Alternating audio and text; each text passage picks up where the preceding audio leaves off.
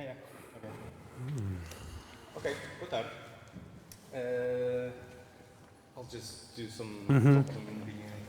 Bem-vindos ao Ciclo de Conversas da Multimédia. Esta já é a 10ª edição do ciclo, que é um ciclo de conferências iniciado em 2008, no início do arranque da licenciatura e do mestrado em Design e Multimédia da Universidade de Coimbra. É um evento organizado pelo Departamento de Engenharia Informática e do Departamento de Arquitetura da Faculdade de Ciências e Tecnologias da Universidade de Coimbra. Serão 3 sessões em 4 quartas-feiras consecutivas. Hoje temos como convidados o Jago Bloom, que vem de Inglaterra. Para a semana temos Rahiela Jan, da Alemanha, e o Rui Penha, português. E depois no último dia, na última sessão, na 3 de maio, temos a Marta Madureira e o Pedro Amado, ambos de Portugal. Eu vou apresentar um bocadinho o Jago, ler uma pequena biografia, explicar também um bocadinho o contexto, porque é que ele já veio a Portugal e esta já é a segunda vez e virá uma terceira em agosto. Mas antes queria agradecer o apoio do Museu da Ciência da Universidade de Coimbra pela cedência do espaço, o Portugal Porta, que trouxe o Jago, o Coimbra Canal, que está a fazer a transmissão em direto online em streaming, e a Semana Cultural da Universidade de Coimbra pela ajuda na divulgação do evento. Chamo a atenção ao facto das pessoas que nos estão a ver através de online, através do Coimbra Canal, que poderão colocar perguntas no final da sessão através da sala de chat. E o mesmo aqui, obviamente as pessoas que estão aqui na audiência poderão colocar perguntas ao Jago. O Jago fará a sua apresentação em inglês. Quem não se sentir confortável em colocar questões em inglês, poderão colocá-las em português e eu poderei fazer a tradução. So I was just saying that if they didn't feel comfortable to post questions in English, they can address to you in Portuguese, and I'll do the translation. I'm just going to read a short biography in the one you sent me in Portuguese. O Jago Bloom é artista, é intérprete digital e é professor de design na Winchester School of Art, cuja prática profissional tem mais de uma década. Desenvolve projetos de arte digital a nível internacional, participando em exposições e atuando ao vivo para músicos reconhecidos, nomeadamente Philip Glass, Luke Slater e Franz Ferdinand. Jago é mais conhecido pela sua vertente de videomapping em grande escala e pelo trabalho desenvolvido para o evento Planetary Soul Systems, para o Festival Forte, em Monte Moro Velho. Jago produziu ano passado uma série de instalações imersivas, criando estruturas luminosas tridimensionais que convidavam os visitantes a explorarem e interagirem com elas, diluindo as fronteiras entre o mundo físico e o mundo virtual. O Jago Bloom voltará este ano, em agosto, de 24 a 26 de agosto, no Festival Forte, no Castelo de Monte Moro Velho, que é um festival que articula a seleção musical dos músicos e dos DJs convidados com instalações visuais, interativas e videomapping. Ou seja, criar uma sinergia entre uma seleção musical e dinamismo visual. O Jago vai apresentar um pouco os trabalhos que tem desenvolvido, vai também mostrar o trabalho do Forte e depois vai haver espaço no final para vocês colocarem as perguntas. Jago, the microphone is yours. Oh, it's me. Is that you wrestling or is it me? That's yours. That's mine. Okay, that's good. Hey, nice to see you all. And you know what? There's like a full class, yeah? I need to take a photo because my students, we never get a full class like this. Oh, put that light up again, right? So I just got to show my students, how you rock it in Portugal, don't I? So, okay, give me a smile, just a little smile. Okay, I got you, thank you. All right. Yeah. We've got a few more coming in. A couple of spaces. Get your seats quick. Popular event. I'm going to go slow, okay? And I've taken out some of the complicated words, and if you don't understand, just sort of shout at me, or maybe shout at Nuno, and then he can kick me behind the table. I'm going to show you a little bit of... I'm going to show you... Who's talking? You can hear everything in here, can't you? It's you. I'm gonna give you a little bit of. It's okay. You don't have to go red. I'm gonna give you a little bit of my practice. I'm gonna show you a little bit of the business side of things, maybe.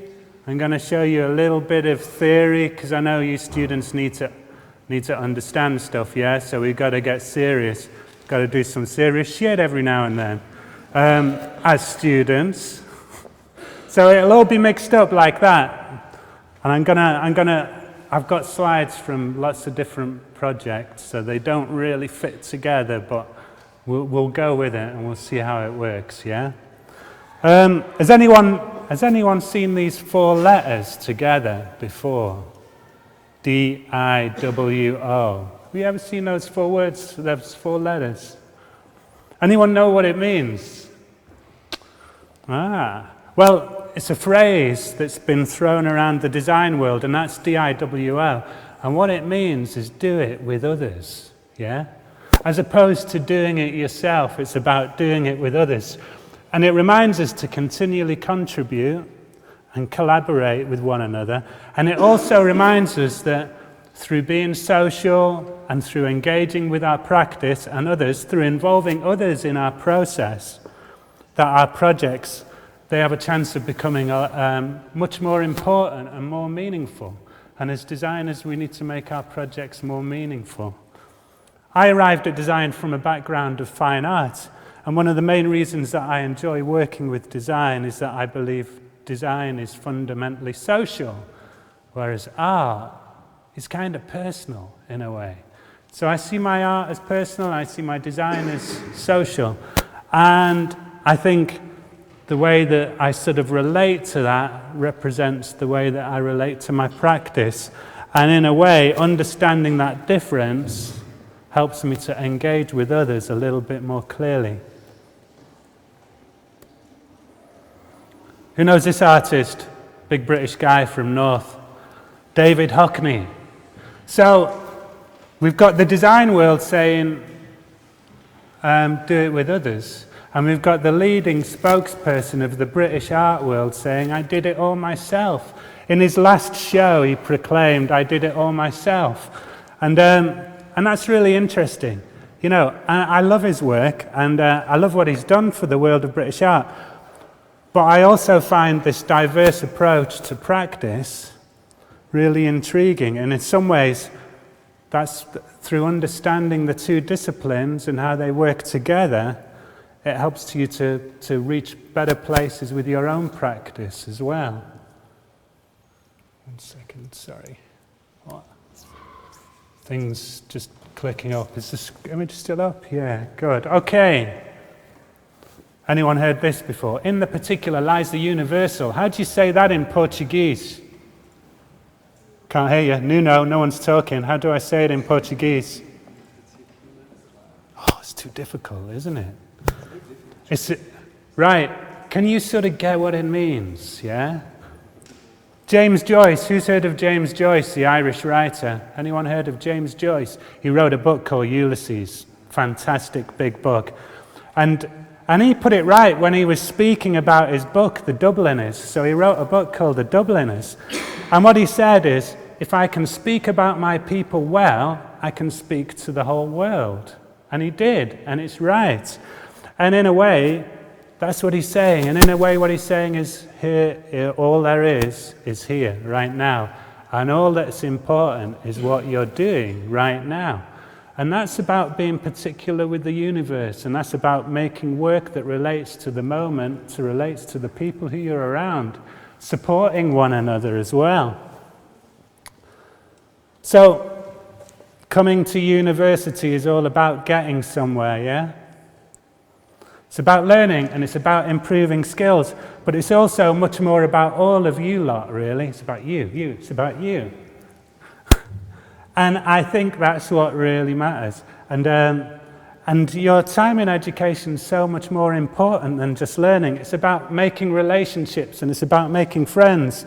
And it's about making friends with loads of strange people and creative practices. And meeting people who you can perhaps work with one day as well and make something happen and make a massive change. And I've got to say that the majority of the work that I'm showing you now, it wouldn't have happened without friends and without other people's collaborative forces. So that's really important to understand about the people who you're with and understand that education is so much more than just learning. So I started my studies here in Glasgow at the School of Art. But I spent most of my time in here, which was the Vic Student Bar.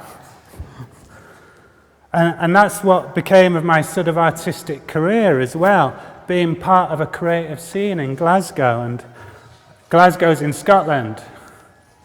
And alongside that, lots of optimism and independent collectives carrying out their futures in various parts of the city.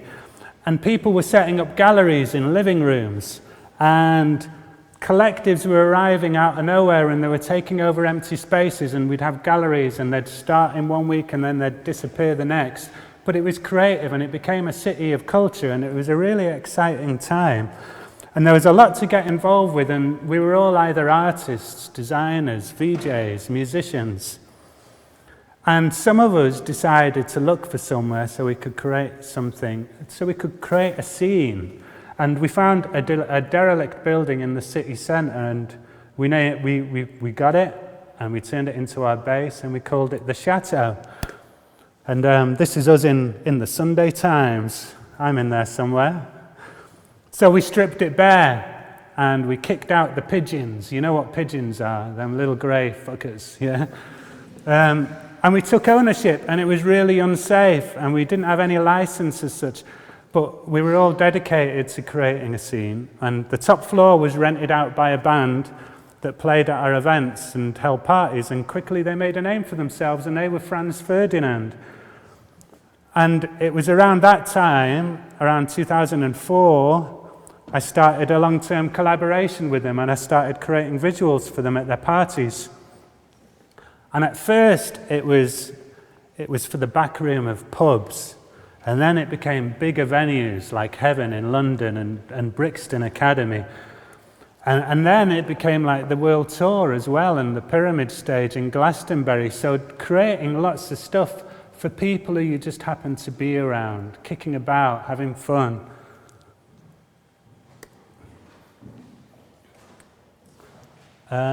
I think, do we have a visual? I don't know how this works. Hold on, I do have a video somewhere.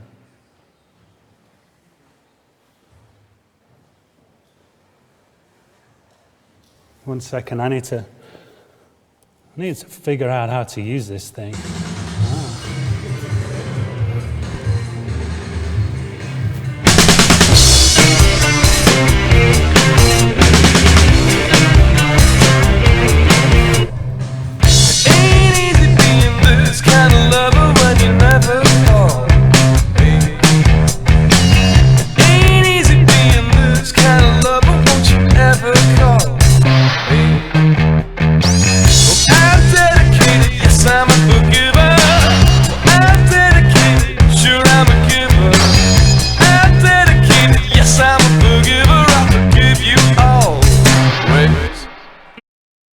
Of the sort of visuals, they were super wide, and they'd be like on 80-foot long stages, and thinking about the band as well, and how your visuals need to support the band and not override what's going on stage.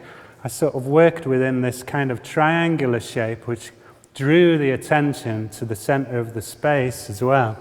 The first designs I worked on were very much based around things like this for them, and this was like the British Broadcasting Company, playing on the fact that the band, due to their lovable nature, they were getting known as the Golden Boys of Rock.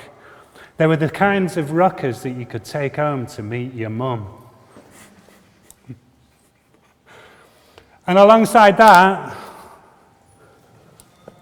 I also helped with their music videos and with the editing.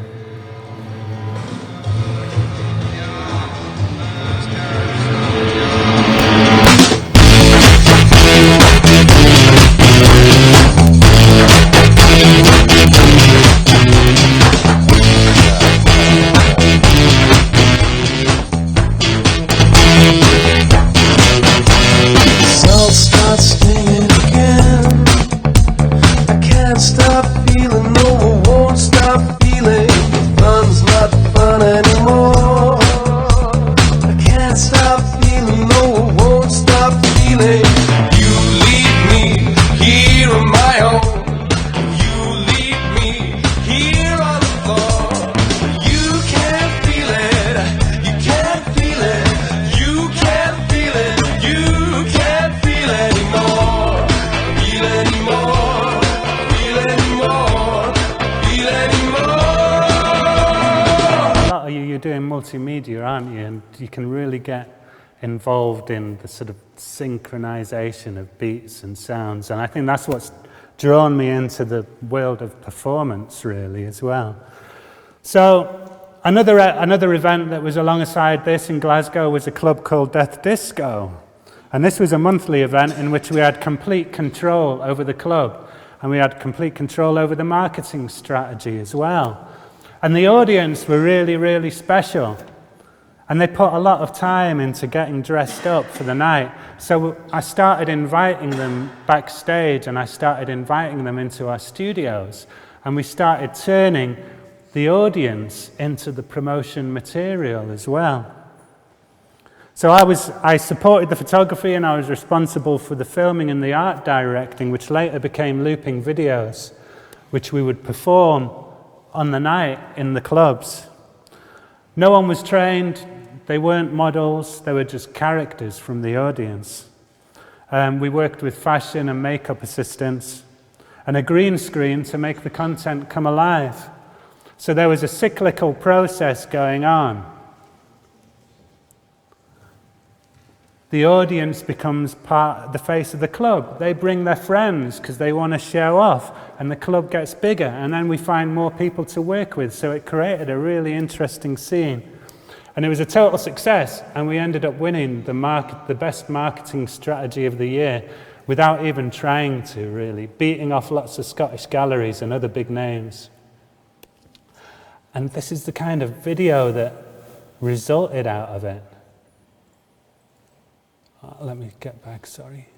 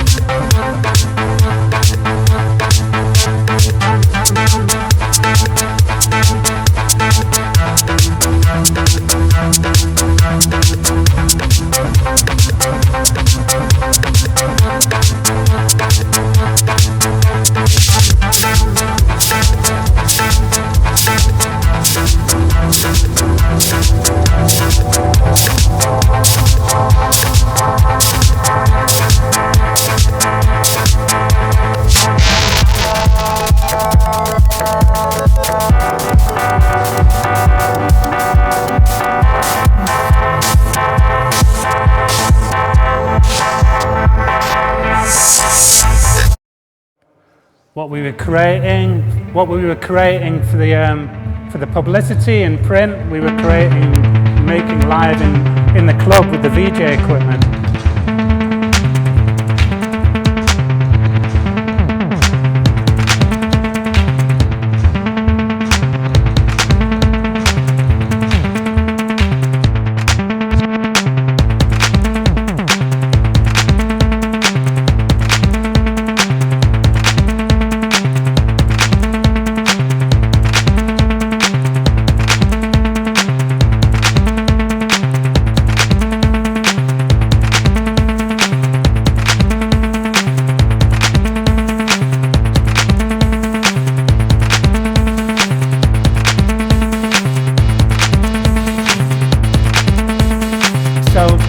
That was all happening pretty much a couple of years older than you guys, really, I guess. Out of college, you know, I was doing this whilst I was in college as well, so it kind of evolved through doing stuff with the people I was around. So the stuff that you've been looking at there is really quite early practice. And then everything started getting connected. And then it got unconnected, and then it got connected, and then it got unconnected. something radical happened, and a few years ago everything became connected. And now everything in today's world is connected. And I think it's this incorporation of connectivity through design, through social media, through social space, through participation, through interaction, that's fundamental to our ability to create and deliver unforgettable experiences. And I would say it's not even necessarily the connection that's the most important part, but it's the wanting to tell stories, and it's the wanting to share ideas. And it's the process by which we reach that connection that's the most important and exciting process. So we've got all of these cities, and they're all lined with sensors, and they're connected products, and there's integrated campaigns, and we've got design interactives with rich behaviors that are throwing off data and information all the time, letting us know where they are, letting us know where they're going, letting us know what they're doing. And it's not just the streets, it's us as well. We're all producing permanent records of ourselves everywhere we go, surrounded by sensors and locative devices and GPSs and social apps, all of this stuff that's sort of sucking information and feeding it out. I'm going to do this, I'm here doing that. And then there's sensors within our environments as well. There's traffic monitoring, there's weather stations, there's objects that report back to an interface or a network, things that tell their own stories of what's happening to them. And then we have the magic glue, the internet, that brings it all together. And all of this helps us communicate our stories about ourselves. It helps us think about what we stand for. It helps us think about where we have come from and where we're heading. And it all ends up connected in the present. And as designers, all of this helps us to engage in creative conversation with people and with communities with much greater effect. Familiar activities bringing about extraordinary results. This is one of my earliest commissions, fresh out of Masters, I think. And I was invited to present work for the Pixelaki Festival in Colombia.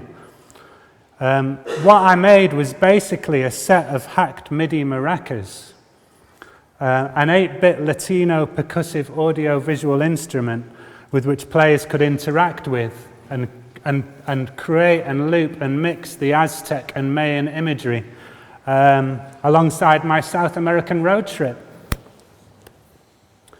It was part of an exhibition and a series of workshops, part of an expedition and series of workshops we conducted for the indigenous Colombian communities in Comuna 13, an area which had seen loads of troubles and difficulties. Due to the war of the governments and the guerrillas, there was this community that had a lot of hardship. So we went in there for like a month and we created the most incredible sort of moments for them with music and DJs and visuals. And I created these maracas and we held workshops, and they were just an old set of maracas that I hacked, but every time you shook these maracas, you'd be playing the images, and every time you shook them, you'd be glitching out the sounds. And there's something beautiful about working with something that is familiar, but giving it an unfamiliar result.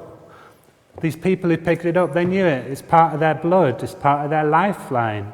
But they shake it and they get this wonderful westernized sort of 8-bit glitch response.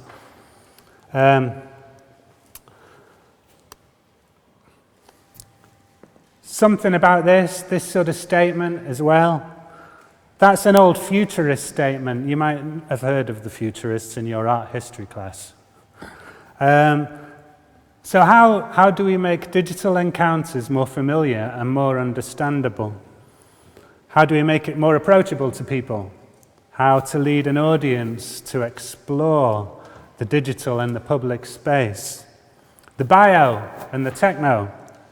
Anything that humanizes a digital experience familiarizes that experience. Think about that. Anything that makes something human makes it easy to relate to. And this is something that I tried with my next project, which was called World Wide Weg.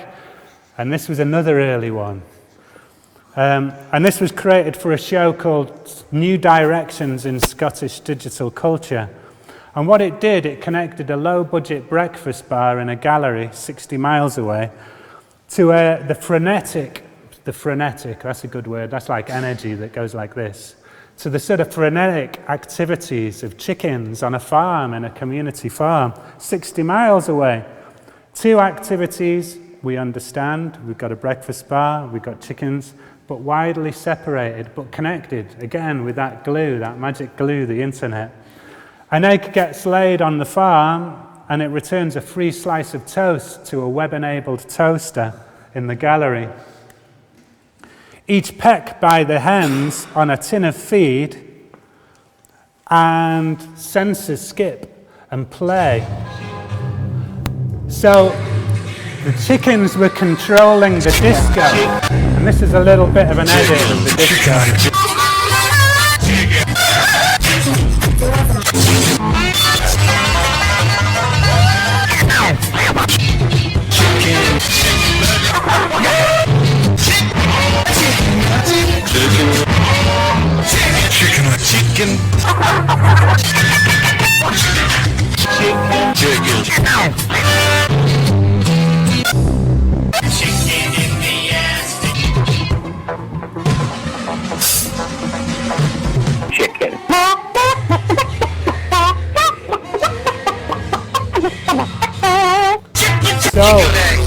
So you can see the bowl of food there. It had a piezo mic on it.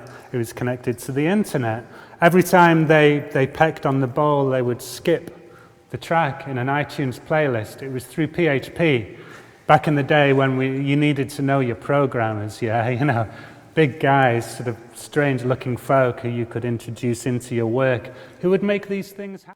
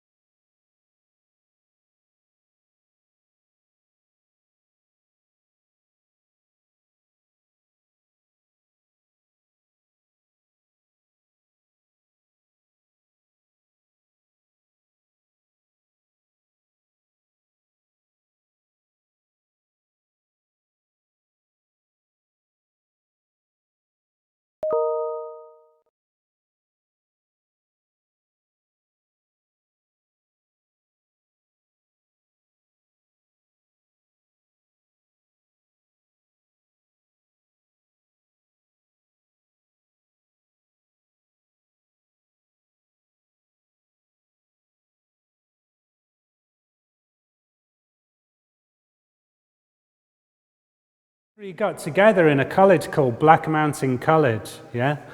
If you're interested in that sort of stuff, go and have a look. It was a fascinating place where there are a lot of creatives coming together. So you had the artists, Calder, you had the musicians like Cage, you had the dancers like Merce Cunningham. And I'm going to show you a piece that represents this sort of relationship of dance that Alexander Calder was exploring.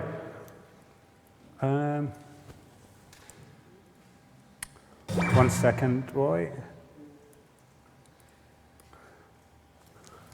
So what Alexander Calder did in the 1960s, he freed sculpture up from a rigid position. He was the first one to explore that. And he started making these things which would float around and they would move. And you might have seen them, some of the mobiles. Marcel Duchamp coined it a mobile. So he started creating moving sculptures, but he did that through looking at dance. And I find that really interesting. So what I did was look at that, but reverse the process. So in this video,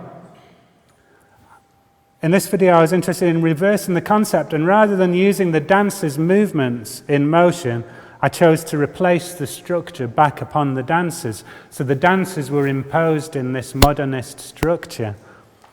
So let's see if that works.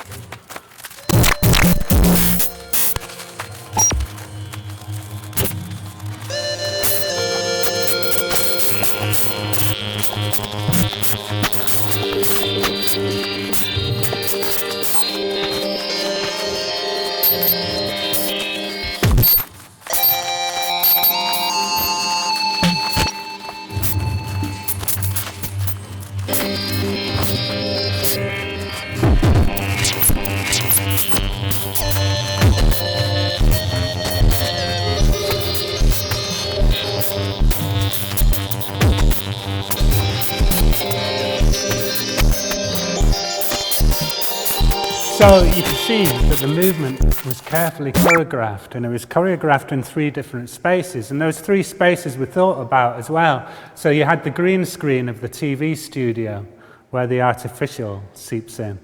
You had the white space of the gallery, which is like the presentational space, and you had the black room of the theatre space as well.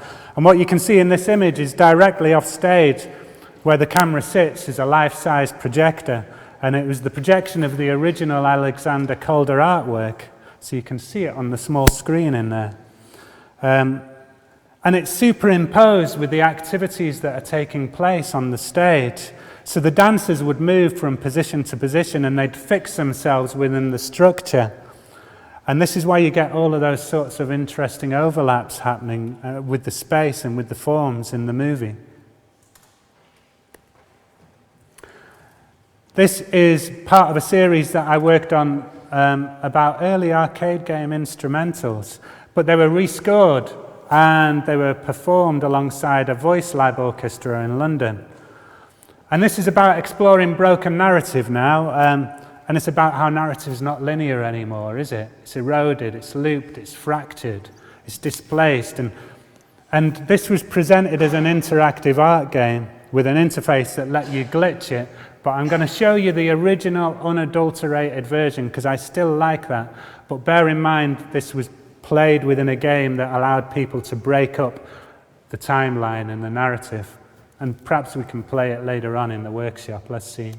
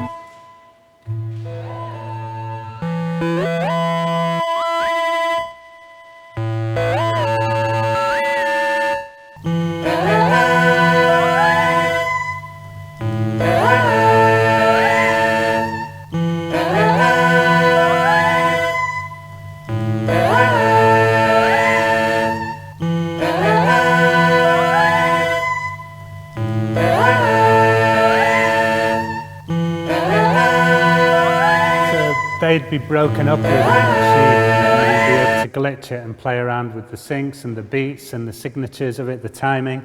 But there's something really quite nice about that. So this is part of a series, and a lot of work that sort of is finding a way to humanize the digital, really, in a way, or a way of combining that sort of human or redigitizing that human aspect within the digital space. Here, who knows this artist? You got to know this artist. Look, it's like a lesson, isn't it? It's like your art history lesson in Awana. We've gone through, who have we gone through? We've gone through Alexander Calder. Who knows this person? Joseph Albers, yeah? You know Joseph Albers. You're just not telling me. You're all just quiet, aren't you? Okay. This was created at a scale of 1 to 10. 480 by 480. Sit back, relax, close your eyes.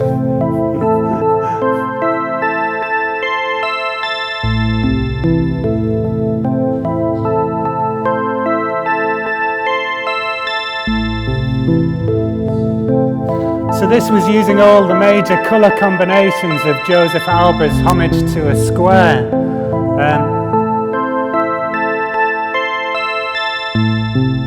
There's something really interesting in it, is that this is what I used to introduce the piece. Throughout the 1950s, Joseph Albers had created the works in his homage to the square series in sizes 16 inches to 40 inches by 40 inches.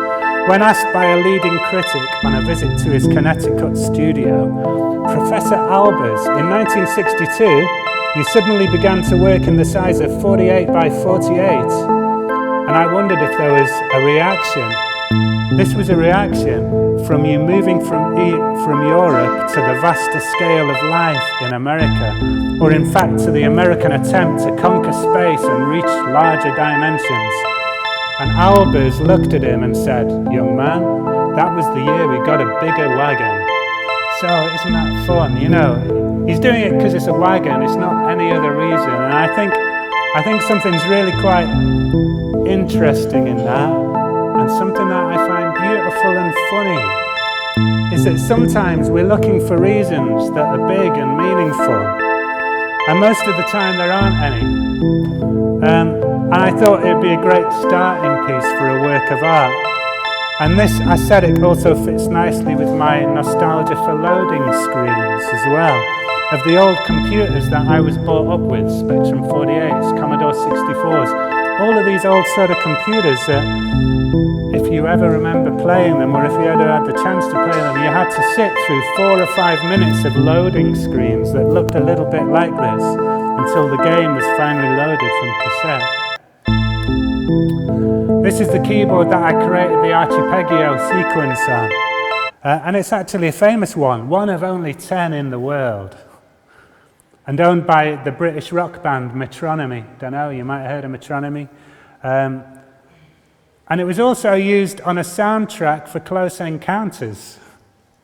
It's the Yamaha EX1, and it cost €50,000 at the time. And it was dubbed the world's greatest space synthesizer.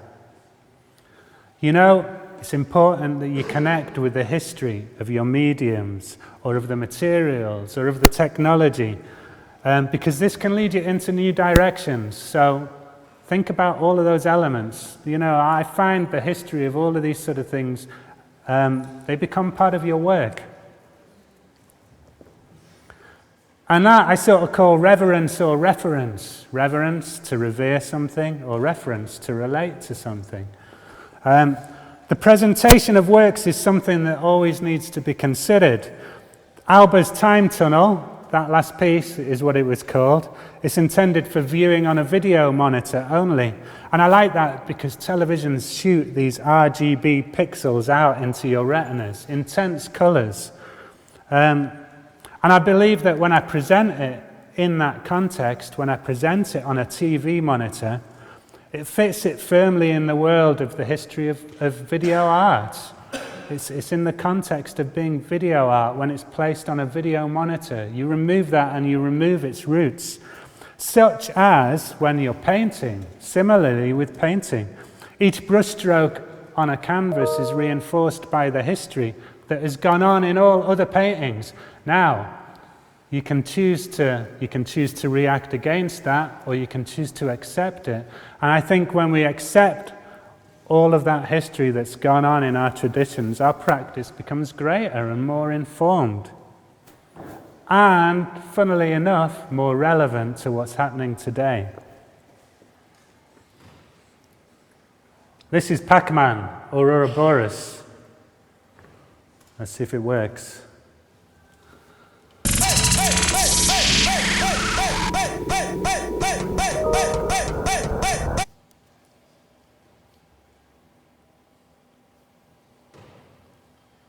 1 second.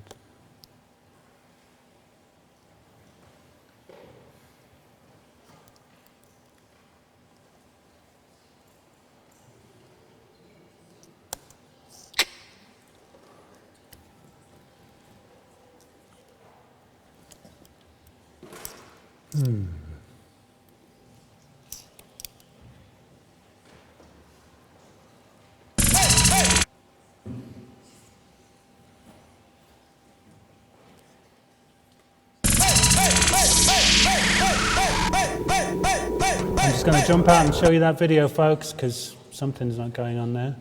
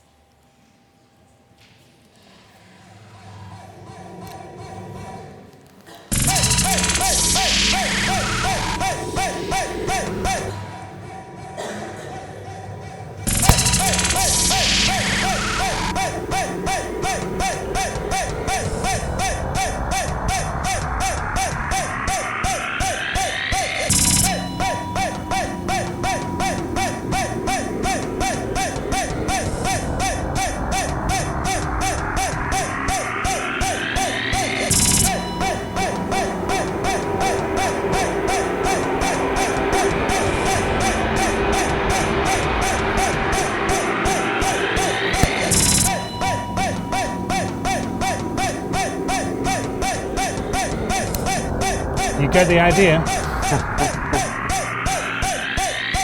So that's called Pacman ouroboros, or ouroboros. And it represents a lot of things, actually. To me, it represents this thought that we've always got to move forward and of wanting to get somewhere. But it also reminds me of the reality that we're always remaining in this state of evolution, that we don't really move anywhere, but the world moves us. And for me, it also relates to punctuating time. And it's like a full stop on an eternal cycle. And its name's been taken from the serpent, the Ouroboros, that forever entwines, devouring its own tail. And that kind of relates to creative practice for me as well, really, and how creative practice is never really about the finished thing, but it's always a state of transition. And more often, it's moving from something which is fairly formed into something which is now more informed, actually. In a way, the more you know, the more complicated it gets, and the more you can discover. So the original sounds, again, they've been reprocessed, and they've been removed. And along with the original sounds, human voices were incorporated into it as well. So, repetition. What I find interesting in repetition is that it can lead to states of self-forgetting. You can sort of see in a lot of my practice that there's this sort of looping content going on all the time. And the beautiful thing about repetition is that you can forget, but you also can remember. When we learn through alphabets and we learn through nursery rhymes. But when we dance or when we play the drum, we can move into these sort of trance-like states. So there's something about repetition which is really interesting to the creative practice. Something about the gap between the here and there, or the gap between the knowing and the not knowing, that I always come back to. And it's about time, and it's about breaking that flow of time. And I believe that the flow of time can't be understood without breaking it, without interrupting it, without disturbing it. So, similar to the function of glitching. And I believe when we break this flow, it helps us generate a space. And it helps us generate a space that forces our audiences to become aware of new patterns, and to become aware of new possibilities that exist in and out of transitions and between spaces. Who knows the artist Bruce Nauman? I was going to put a Bruce Nauman work. Go and look at Bruce Nauman as well, what he says. He's had a big influence on the art world, and he said, anxiety is the gap between the now and the later. And he says, we have no future if we fill this void, we only have sameness. So he's talking about this gap between things. And every time something punctuates it, you've also got this space. And in that space, there's new possibilities. But there's also anxiety. And we can play with that. And I think you got to think about that in your practice. So this is a piece called Victory Over the Sun. We're getting into sort of like sculptural installations now. And this was relating to a piece by an artist called Kazimir Malevich, who you might have heard of. He drew a big black square. But he also did a futurist opera, a Cubo-futurist opera called Victory Over the Sun. And he created the set. And in the original Victory Over the sun, representative of a decadent past, was torn down from the sky, locked in a concrete box, and given a funeral by the strong men of the future. So in a way, this is my reflection of that. And what Malevich was talking about was a rejection over nature. That's what the suprematists were all about. They didn't want to know about nature. They'd had enough of it. They wanted the industry, and they wanted the edges, and they wanted the darkness. It was a rejection over nature. It was a rejection over the natural. It was symbolically killing the sun. And for me, the plinth becomes the concrete coffin, and the ball becomes the sun. And the repetition within the video work, which you'll see in a moment, asks us to question and assess those tools that we're informed with and those tools that we create work with. So in a way, technology is frightening. Let's see, I don't know. Something happening? Yeah, good.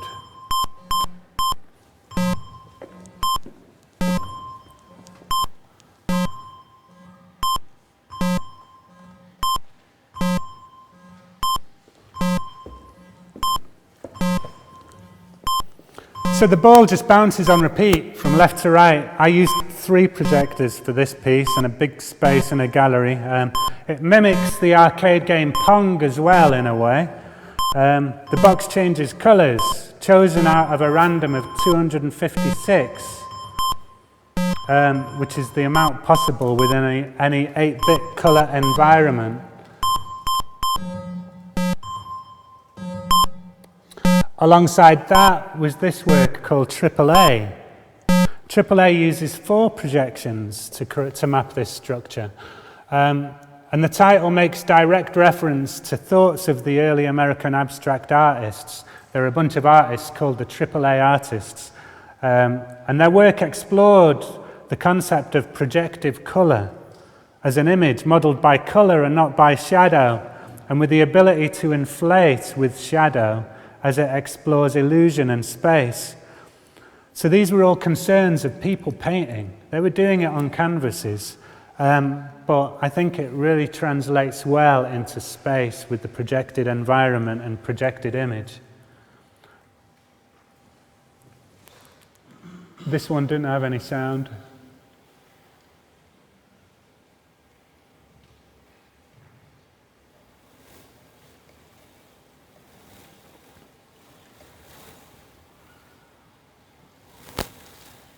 So these were all created for exhibition spaces.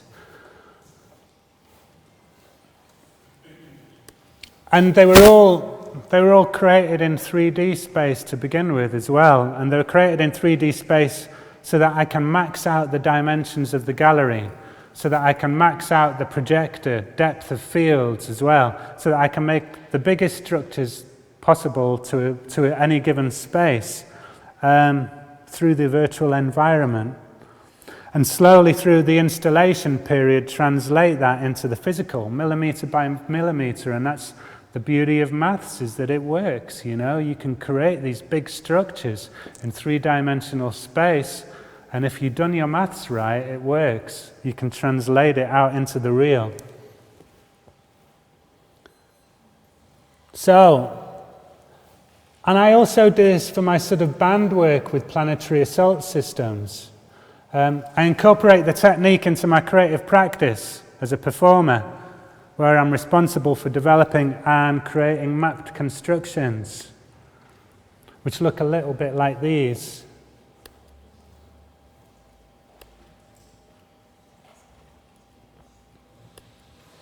Which leads me to the work that I created for Festival Forte last year as well. Did anyone go to Festival Forte? Did you go? Come on, you're not far away. Folks, you got a chance this August. A series of digital media artworks which I created for the festival, which utilized code and video synthesis. You saw a little bit of the video synthesis when you walked in. Just this real-time sort of glitch approach. Not even glitch, it's not glitch, it's shaders and it's code, but it's happening in the real time. Which we're going to explore in a workshop later today, hopefully. And alongside projection mapping, developed last August for the Music and Generative Art Festival, Festival Forte, in Montemor-Velo. So as a member of the festival creative team, I followed a simple and clear direction, that of an inquiry into generative systems defined by two extremes, night and day, or light and shadow. So just given these two extremes and sort of played with it. And for me, that meant designing interactions with space and with form. And I used it to make artwork that people would sit on and would go, ah.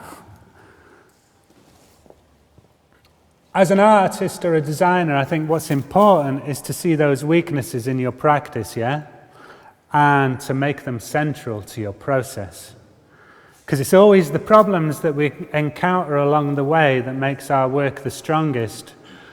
I used to make artworks and people would sit on them and I'd get a little bit angry. So now I make artworks for people to sit on, you know? We find those moments, those moments of insights come through our problems. Weaknesses make a man, yeah? And I know creative designers who don't want you for I know creative directors who don't want you for your strengths. Because it might be that weird thing that you created and you didn't think anything about, that might just be the piece, the one scribble, the one doodle that makes or breaks someone's project. So they're wanting to find you for your personalities, they're wanting to find you for your weaknesses and your truths to yourself, your truths to your practice. And that doesn't come about through skill alone, you know. So think about your weaknesses and bring them in, because that is what defines you. So for me, it sort of moved me into this area of making social sculptures for people to sit on.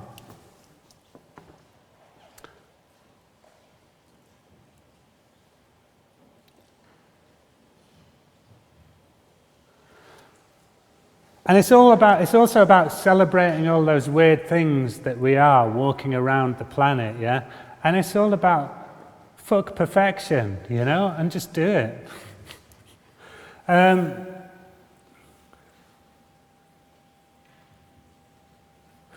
So I realize that audiences enjoy interacting with spaces and with forms. And this was one of the sculptures that I created in the garden for people to sit within. I called it Liquid 3 a.m. because at 3 a.m. it was like at its highlight, it was at its peak. People would be drawn to it at around 3 a.m. It was in the castle gardens with a panorama across the entire Montemor-Velo Valley. We created a towering L-shaped monolithic mapped structure. It was late night social seating with a constantly fluctuating generative colour field, reminiscent of those early experiments by artists like Nam June Pak. If you want to look at some good early video synthesis, look to the artist Nam June Pak.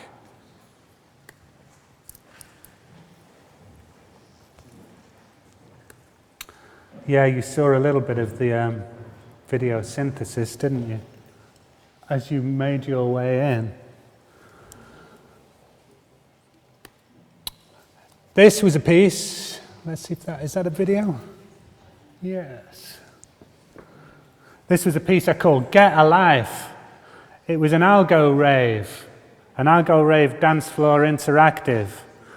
A-Life for the millennials. A-Life is this stuff that people in chemistry deal with, you know, and people who like cellular automata and people who look at structures and the way that things give birth to new life. A-Life was one of the first mathematical structures that led you into a sort of process of discovery, and now the artists are using it, and it's an algorithm. That's what it is, you know. And I used an algorithm to create a dance floor. Is this a video as well? Yeah, that's right. So I mapped 20 large squares, 20 large square paving stones, and illuminated these through a random generative algorithmic sequence, which was made possible through code and the abstract and complex universe of fragment shaders, which we'll look at in the workshop later today. And it looked a little bit like that without people on it.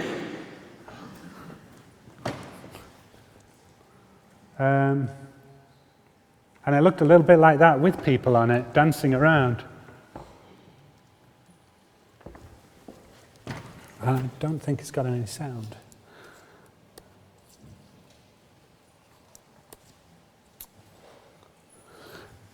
This was another piece with some video synthesis that I called Fractal Cast. And it was a personal highlight because I could develop work for the Santa Maria dell'Alcajova church. Yeah? Kind of? Just looking at my interpreter over there who always goes, no. So every evening the crowds would walk to the church and they'd look in and they'd drift towards this green light emanating from the enclave of the church. And inside we had this pixel-perfect mapped structure that was suspended, a big arch screen 4 meters high, suspended by the slender pillars, and this slow undulating video synthesis that would just go on permanently throughout the night. It was a beautiful space to create a piece of work for.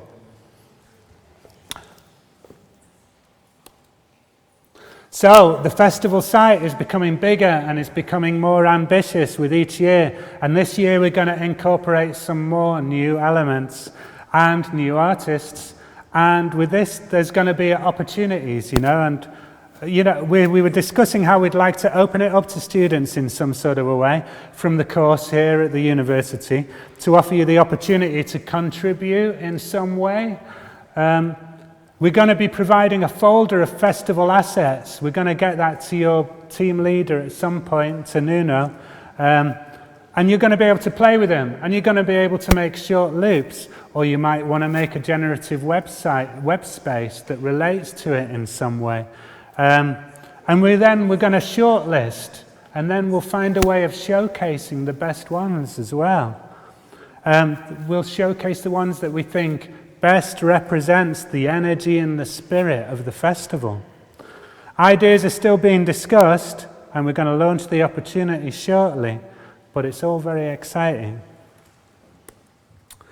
So, where I am now, welcome to the future. Tomorrow is already here. This is William Gibson. Anyone heard about William Gibson? There's another name for you to go home with. Can't see many notepads. No, it's been taken. I went to see this guy speak last year, right? He's one of the leading British sci-fi writers, yeah? William Gibson. And he said, 20 years ago I was writing sci-fi. Today I'm writing about the present. Pretty soon I'll be writing about the past. Now this is the leading sci-fi writer. Isn't that interesting? And he's saying that because he's aware of how fast things are changing, and the speed of technology and the speed of these networks that we're dealing with, and how in some way technology is making a lot of movement. And it's making a lot of movement in both ways. So you might be passive, you might be putting stuff in, this data and these networks, but we're also drawing stuff out, and we're creating all of these wonderful interactions. And he says this because he's aware that time isn't linear anymore. It's elastic and it loops. Few last little bits, looking to the past, putting the voice back into stone. So this is current work which I'm working on at the moment, which is taking ancient stones from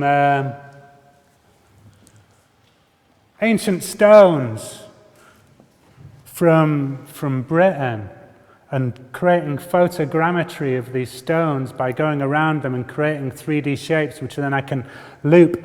And they're like heavy plates on eternal dub rotation. And they're just going to be these perpetual moving stones. I'm still in the process of making soundtracks, but these are made specifically for plasma screens. So again, thinking about the content, thinking about how you present the work. That's kind of what I'm playing with at the moment. Putting the voice back into stone, grabbing something that's old, making it new, giving it new life. Last slide. And something I keep coming back to in my practice. The more I think about it, the more I see technology as magic. But don't forget, there's two types of magic, black magic and white magic. And we're the ones deciding the future, so let's make sure that we do white magic things, yeah? And white magic things, what I mean about that is that it's about making relationships, and it's about building community, and it's about inspiring, and it's about motivating, and it enters the everyday, and it makes us think. And it's playful, and it has the ability to use tools that we're familiar with in exciting ways. And that's my last slide, so thank you.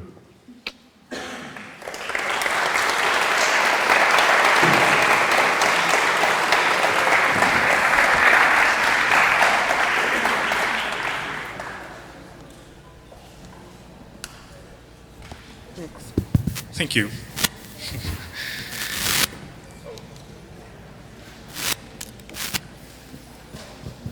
So, the microphone now is up to everyone. So today you're doing conducting a workshop for some few students. Do you want to talk more about it? Can you explain what you're like? Yeah. I don't need to stand near the mic, okay, because I've still got my mic. Just, okay. Yeah, so some of you have signed up for the workshop, yeah? We're going to go down to the Technological Institute, which isn't as nice as this place, is it, by the way? I do like this building. Yeah, and the architecture. But we'll go down and we'll plug some projectors in, and we'll start looking at a software called Isadora that I worked with at the beginning of my time, that I still work with, that is for space and for dancers and for installation and performance. But in a way was the main component that helped me play around with the shaders, the GLSL shaders that helped me make the dance floor, the random algorithmic dance floor for Festival Forte. So we'll play around with that content. I'll show you how, without getting too involved with code, we can break into that code and make some real-time interactions through sound, through motion and movement, just ways of interacting with code in real time quite easily, like that. Yeah. So the workshop is limited to only like around 16 people, but then we can invite everyone over, around 8, 9-ish, to come and see the result. Anyway, so I'll just hand the microphone to you if you have any questions to Jago. If you're feeling shy, or and if you don't feel comfortable to post the question in English, you can do it in Portuguese and I will translate for Jago.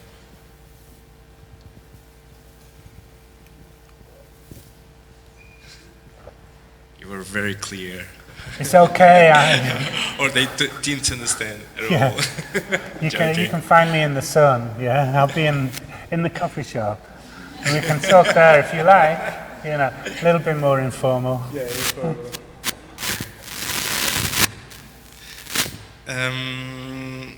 Também queria dizer, reforçar um pouco a quem nos esteja a ver online que pode colocar perguntas pela sala de chat. Neste momento não há nenhuma, tal como aqui na audiência. There's no questions online yet. Neither here. How long do you give them? Well, we can. Okay, yeah, he has a question. Maybe it'd be interesting to say something about that, because you were showing a lot of art installations and these kind of projects that don't seem like the kind of thing that would make money necessarily. So maybe interesting to talk a bit about that. How's this work as a profession?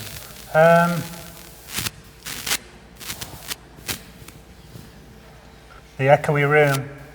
Okay, yeah, a little bit of business. So,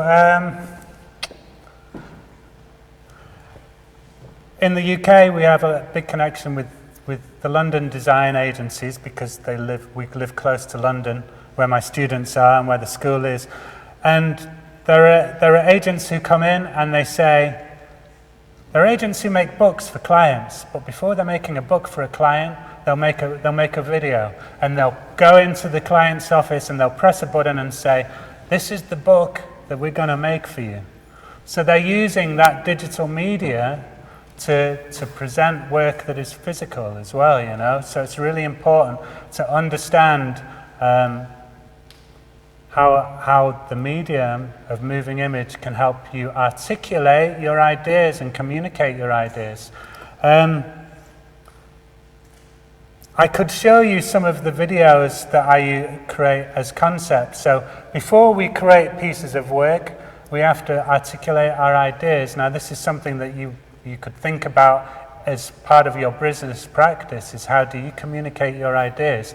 You have a good idea, you want to make an app, you want to do a performance, you want to make an interactive something or other, but you've got to share that story, haven't you? And to share that story, you've got to do it in about 1 minute and 20 seconds or something like that, you know. Find a way of using the digital medium to articulate your practice. You're not just here to make work, you're here to understand how to present that work and how to communicate that work. Communicating is the most important part. And I think, from what I hear, you're dealing with all the tools really well, you know, but it's how you create that profile and how you get your work across, how you use that website and how you use those videos to present your work. Even if your work's in a prototype form, more often than not, as students, our work remains in this prototype form that we're working on, and it can always improve, but the way that you present those prototypes become really important once out within the creative industries, you know.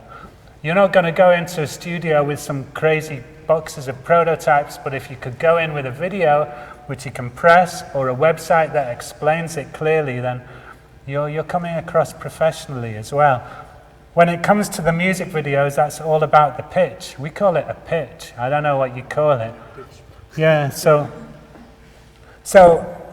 before it used to be a video, and it was called a treatment as well. So when you go for music videos, you got to pitch a treatment, and that's like static images, and it's words, and it's things that draw us into that conversation. But now it's become the video treatment, you know, the video pitch. You've got to find a way of making these video pitches.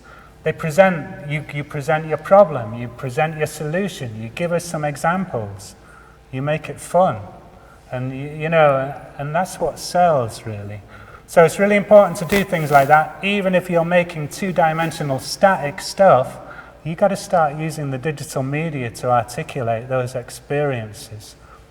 It's great to hear that you're doing code. I know people in agencies who run agencies that make books, and they say, you can come in with good layout, you can come in with good composition, but if you've got code, you're in. And these are people who make books. So this world of what is the digital medium and what is the 2D static, you know, there's no question anymore. It's all combined. It's It's all part of the same creative process. But we've got to be able to present what we show good and well, which means more work, yeah? Any more questions?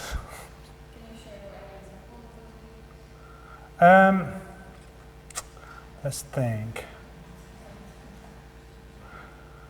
I haven't got any on this now, but most of the ones that I get my students to go to present alongside their work are for the competitions that they enter. So when you're dealing with competitions, this becomes a vehicle or a container, a way of presenting your ideas. And I would suggest you go to D and AD.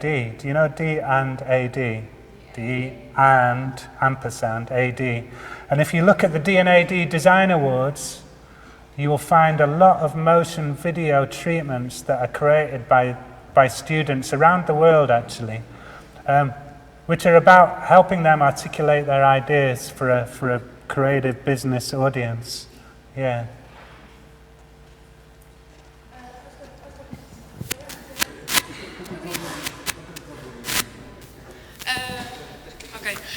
I would like to know how you handle your projects. Like, it seems to be really complicated and very complex.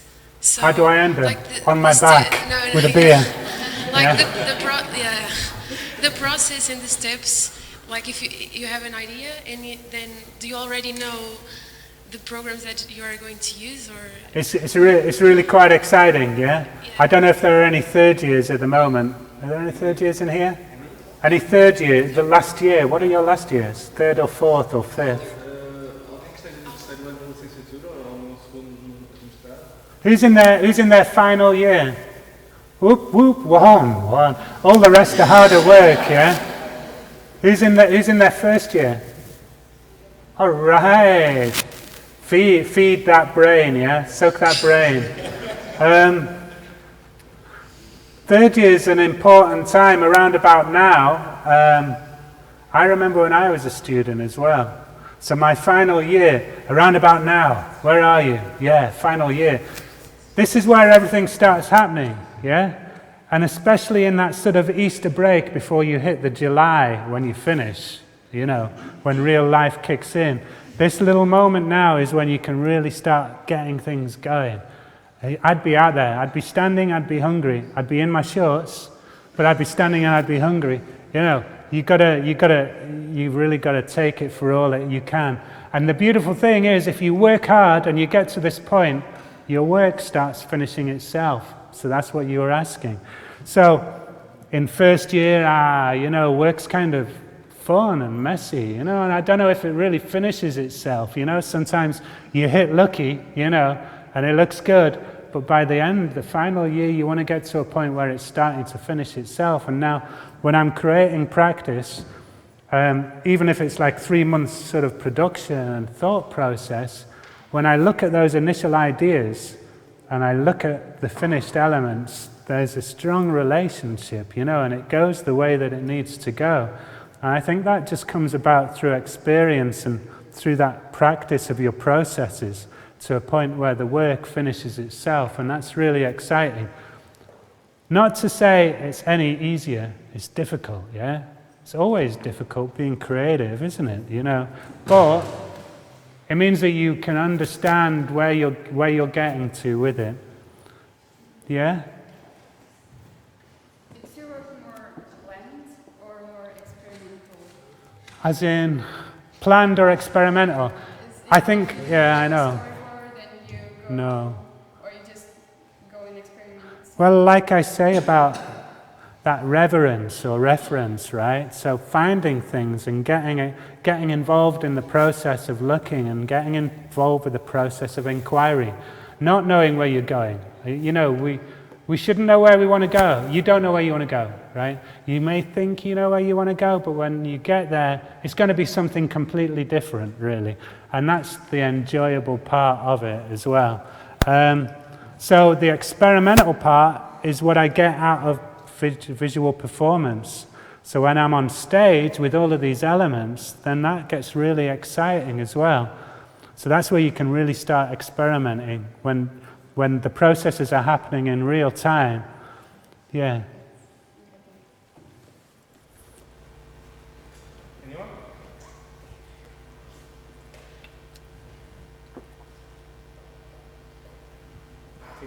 Good. Yeah? No more questions? Okay. The shy ones can talk to you like what Yeah. afterwards. Okay, I think that's it. Thank you once again. Thanks, Nuno. Thanks for having me here. Thanks for coming. Yeah.